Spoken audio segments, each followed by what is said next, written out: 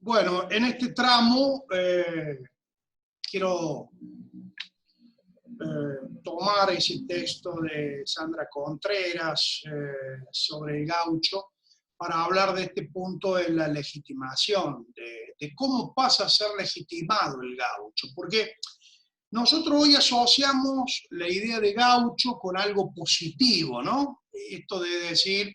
haceme la gauchada, qué gaucho que sos, bueno, un valor positivo que tiene la noción de gaucho en la actualidad,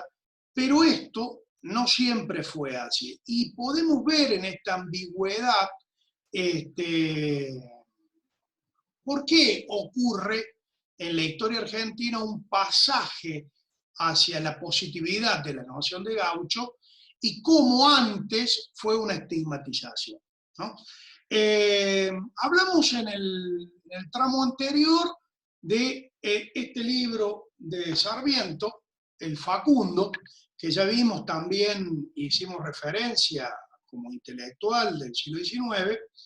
En El Facundo, que no es un libro que podamos caracterizar o podamos explicar muy sencillamente qué tipo de libro es, porque lo primero que salta a la vista el libro de Sarmiento es que no se llamó siempre Facundo, tuvo distintos nombres, Sarmiento fue renombrando el título y quedó al final Facundo porque es un libro de intervención política para acusar a Rosas de la muerte de un caudillo como Facundo Quiroga. Algo parecido va a ser después Hernández con Muerte del Chacho, cuando escribe la muerte del Chacho Peñalosa, acusando a Sarmiento, presidente, de este asesinato. Es decir, que esto que hoy en la política argentina permanece, de que nos tiramos con cadáveres, la política utiliza los cadáveres para los beneficios de una u otra parte, no es algo tampoco nuevo, ni es algo que nos deba sorprender. Cada vez que ocurre esto, debemos remontarnos a este libro fundante de Sarmiento, cuya multiplicidad de géneros es lo primero que lo caracteriza, porque es una biografía de Facundo, es también un libro descriptivo, es un libro de viajes y es un libro de imaginación, ¿no? Y es un libro autobiográfico, porque todo esto está contenido en el Facundo. Facundo, o Civilización y Barbarie, como se llamó, los distintos títulos que Sarmiento le fue poniendo, es un libro que no fue escrito como nosotros concebimos un libro, escribir un libro con una hipótesis, con una tesis, con una impronta, sino que Sarmiento tiene que viajar a Europa y entonces para viajar a Europa y representar al gobierno de Cuyo y representar al gobierno del Río de la Plata, para presentarse en Europa en los círculos intelectuales, necesitaba claramente tener una tarjeta o una patente de intelectual. No podía llegar a Europa y ser un mero periodista. Entonces, ¿qué hace? Toma los textos que había escrito, las diatribas, los textos descriptivos, los textos imaginativos, y lo reúne en un libro que, como digo, fue cambiando de título y que hoy conocemos como Facundo. Ese libro tiene, y es fundante en la historia de la cultura argentina, de esta dicotomía de civilización o barbarie. Y particularmente la operación que hace Facundo, Sarmiento con el Facundo, es la de ubicar a un tipo, a una clase social, que para este tiempo, como dice Sandra Contreras, el gaucho representa una clase social para fines del siglo XVIII, principio del siglo XIX, es el resultado, el gaucho etimológicamente, tenemos muchas hipótesis de dónde viene la palabra, algunos la asocian a la idea del guacho, como una aliteración de dos vocales, de guacho a gaucho, como aquel que está huérfano en la tierra. Otros lo asocian a un vocablo de origen portugués. Ustedes saben que el sur de Brasil se conoce allí a la idea, la cultura del sur de Brasil como lo gaúcho, con otra entonación, y con otra, pero que es similar al sujeto rural, que habita básicamente esta zona bastante indefinida del Río de la Plata, que comprende lo que hoy conocemos como el sur de Brasil,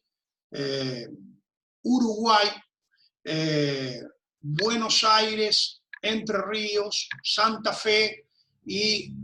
también algunos lo extienden a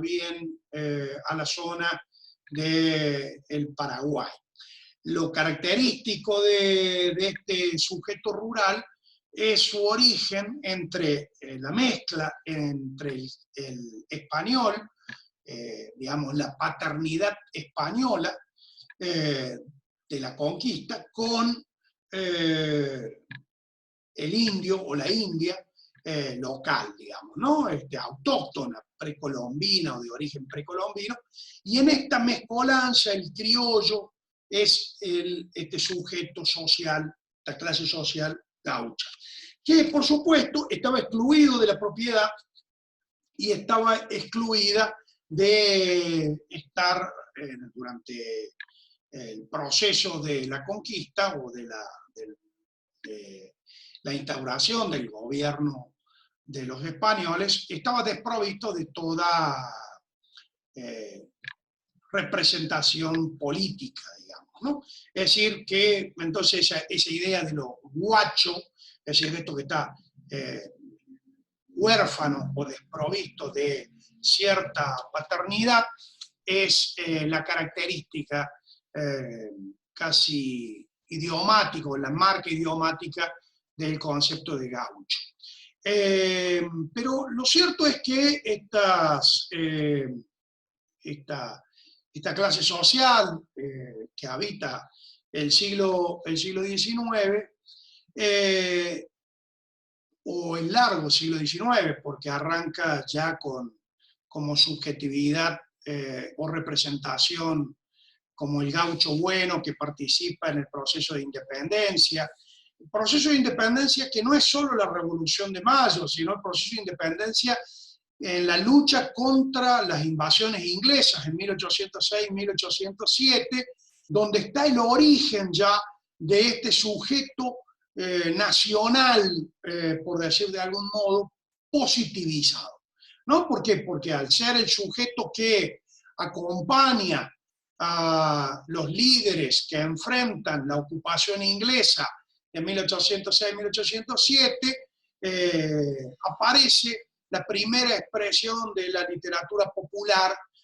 con esto de el gaucho bueno o el gaucho patriota en Los Cielitos, que es ese género literario de la gauchesca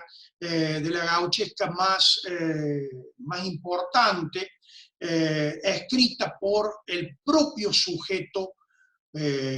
o esto de, digamos, lo interesante es que la gauchesca es un género literario porque quien lo utiliza es la clase ilustrada y no el sujeto gaucho. Es decir, el gaucho vamos a tener que esperar hasta 1871, 1872, donde incluso Hernández, que es el primer intelectual que no estigmatiza al gaucho, asuma la voz y la representación de ese sujeto, digamos, del gaucho, con la escritura del Martín Fierro. Lo cierto es que antes de eso, salvo las expresiones muy puntuales, muy contadas. La voz gauchesca está asumida por intelectuales que no siempre hablan favorablemente de este gaucho, ¿no? Incluso hay un famoso libro que se llama El Fausto, de Estanislao del Campo, que es una soez burla al gaucho, porque el Estanislao del Campo, que pertenece a la clase ilustrada de la Argentina, cuenta en clave de humor cómo ve un gaucho la representación de una ópera en el Teatro Colón en clave seria. Esta ópera es la de Gounod, que había venido a la inauguración o a la puesta en escena del Teatro Colón de la generación del 80, a la representación de la ópera de Gounod, que toma el texto fundante de Goethe, el Fausto, digamos, ¿no?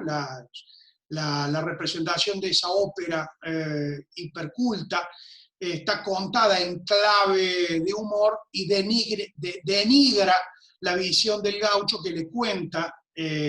un gaucho le cuenta a otro en un alto en la jornada laboral, le cuenta lo que vio de casualidad porque se pudo colar en el teatro, y entonces cuenta desopilantemente cómo aparece el diablo en la representación y todo aquello que forma parte de un proceso digamos, estético en la narración de la obra de Goethe, es aquí tomado como ridiculizado, ¿no? Y lo mismo va a ocurrir con otras obras de la gauchesca. Ahí tenemos una gauchesca popular y también tenemos una gauchesca seria, culta, que por lo general termina denigrando al gaucho. Pero vuelvo al Facundo, vuelvo al capítulo número 2 del libro este de Facundo, porque quizás aquí comienza uno de los procesos de negativización y de estigmatización del concepto del gaucho. El capítulo se llama Originalidad y caracteres argentinos. Fíjense cómo ya Sarmiento fija a lo argentino ciertos caracteres o ciertas representaciones, y inmediatamente pasa a describir distintos tipos de gaucho: el rastreador, el vaquiano, el gaucho malo, el cantor, ¿no? Obviamente el cantor es este gaucho menos pernicioso, el menos vago, aunque es ocioso porque puede cantar, y es el sujeto que después va a tomar Hernández para representar el gaucho Martín Fierro como un excelente payador. Bien, este capítulo entonces nos permite a nosotros llevar un factor muy interesante, porque en estos caracteres Sarmiento, en el Facundo, describe a esta clase social y comienza el proceso de estigmatización del gaucho. Sandra Contreras dice algo muy interesante que es recurrente en algunos críticos también al leer la obra de Sarmiento, es que Sarmiento, sobre todo en el gaucho cantor, reivindica cierta capacidad poética del gaucho, y entonces esto habilita a algunos críticos a decir que Sarmiento no ve todo negativamente en el gaucho, sino que también se nota cierta seducción de la barbarie sobre el civilizado Sarmiento, que está describiendo estos caracteres argentinos. Pensemos y recordemos que el Facundo está escrito para un público europeo, no local, europeo, para denunciar a Rosas y la barbarie, los caudillos, que es el otro objetivo que tiene buena parte del libro, para demostrar que en la Argentina digamos, los caudillos son parte del mal y que hay que imponer la racionalidad de la cultura y de la civilización por encima de esa barbarie, pero que esa barbarie a su vez está justificada en este sujeto social que es el gaucho. Por eso es importante en este capítulo por qué Sarmiento se detiene a describir a este sujeto que habita la descripción de una pampa irreal, absolutamente, porque también lo interesante es que Sarmiento habla en el Facundo de la Pampa, pero no ha viajado nunca de su San Juan natal a Buenos Aires, nunca ha atravesado la Pampa e imagina una Pampa totalmente irreal para lo que es. La imagina a partir de los libros de lectura. Sarmiento imagina la Pampa, la ficcionaliza. Por eso también decimos que es un libro imaginativo. Él no conocía Buenos Aires, no había hecho nunca el recorrido San Juan-Buenos Aires. Y va a ir a Europa antes de ir a Buenos Aires. Con lo cual, la escritura de este libro se hace con los ojos puestos en Europa. En este proceso de civilización y barbarie, entonces,